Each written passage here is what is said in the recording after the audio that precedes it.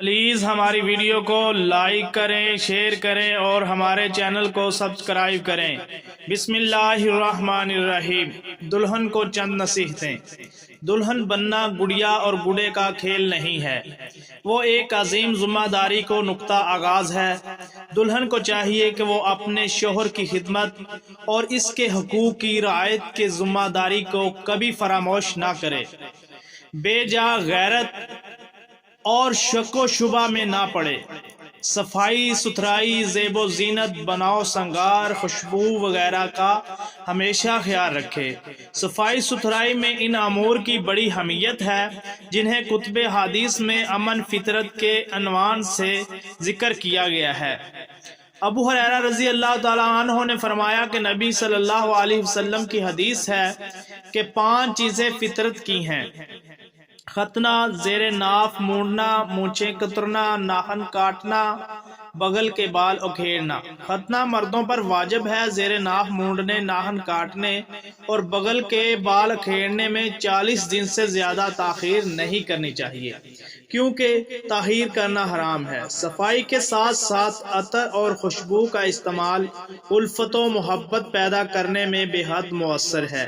جس طرح عورت اپنے پوشاک اور زیورات پر توجہ دیتی ہے تاکہ نظر پڑتے ہی دل میں کشش پیدا ہو، ایسے ہی اس کو خوشبو پر بھی توجہ دینی چاہیے تاکہ ناک میں خوشبو پہنچتے ہی نہ صرف دل لپک اٹھے بلکہ ایک ہیجان برپا ہو جائے۔ دلہن کو یہ بات یاد رکھنی چاہیے کہ اس کی عزت اس کی شوہر کی عزت ہے اور اس کو سماج میں وہی مقام حاصل ہوگا جو اس کے شوہر کو حاصل ہے۔ اگر اس کا شوہر محترم و معزز ہے، صاحب حسب و نسب ہے، لوگوں کے درمیان اچھی نظروں سے دیکھا جاتا ہے، تو یہی معاملہ اس کی بیوی کے ساتھ بھی ہوگا۔ لیکن معاملہ اس کے برعکس ہے تو نتیجہ بھی برعکس ہوگا۔ لہٰذا کوئی عورت اپنے آپ کو پوری طرح شوہر کے برابر سمجھتی ہے تو یہ اس کی سنگین غلطی ہے۔ اس غلط فہمی کے نتیجہ میں کچھ عورتیں بعض اوقات ایسے الفاظ کا استعمال کرتی ہیں جن کا استعمال انہیں نہیں کرنا چاہیے۔ مثلا وہ اپنے شوہر سے کہتی ہیں کہ آپ کو میرے احترام اور میرے رتبے کا کوئی خیال نہیں رہتا، حالانکہ حقیقت یہ ہے کہ سماج میں بیوی کا درجہ و مرتبہ اس کے شوہر کی حیثیت کے اعتبار سے ہی متعین ہوتا ہے، اور ہر مرد کی یہ خواہش ہوتی ہے کہ اس معاشرے میں ایک نمایاں مقام حاصل ہو اور اس کے اہل و عیال کی عزت ہو اور اسے ہر مجمع میں سرفرازی اور سرخروئی حاصل ہو۔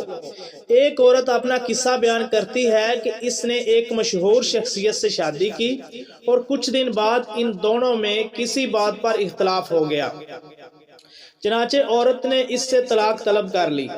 عورت کا بیان ہے کہ وہی لوگ جو پہلے اس کی دعوتیں کیا کرتے تھے، اسے اپنے گھر بلا کر میزبانی کیا کرتے تھے، عزت دیتے تھے، طلاق کے بعد ان سب لوگوں کی نظروں میں اجنبی بن گئی، اس کا کوئی پرسان حال نہ رہا۔ حقیقت واقعہ یہ ہے کہ بیوی کو سماج اور معاشرے میں اس کے شوہر کے مقام و مرتبے کے لحاظ سے ہی عزت ملتی ہے۔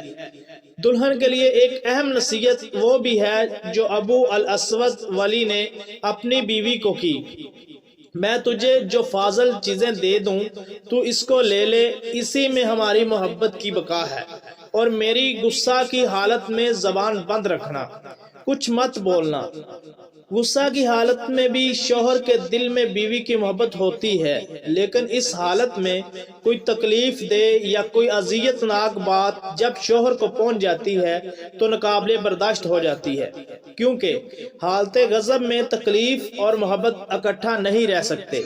اگر محبت زیادہ ہے تو وہ خود باقی رہے گی اور تکلیف کو بھگا دے گی، اور اگر تکلیف زیادہ ہوئی تو وہ خود دل پر قابض ہو جائے گی اور وہاں سے محبت کو نکال بھگائے گی۔ یہی وجہ ہے کہ طلاق کے اکثر و بیشتر واقعات غصہ کی حالت میں صادر ہوتے ہیں۔ ہوتا یہ ہے کہ شوہر غصہ میں آیا، بیوی نے تکرار کی، بات آگے بڑھائی، بات پر بات بڑھتی چلی گئی اور طلاق تک نوبت جا پہنچی۔ اس سے بچنے کا طریقہ یہ ہے کہ شوہر جب غصہ کی حالت میں ہو تو بیوی چپ سادھ لے اور پوری طرح خاموشی اختیار کیے رکھے۔ پھر جب غصہ ٹھنڈا ہو جائے اور شوہر اپنی طبیعی حالت میں لوٹ آئے، اس کا دل و دماغ پرسکون ہو جائے تو اس مسئلہ پر بات چیت کر لے۔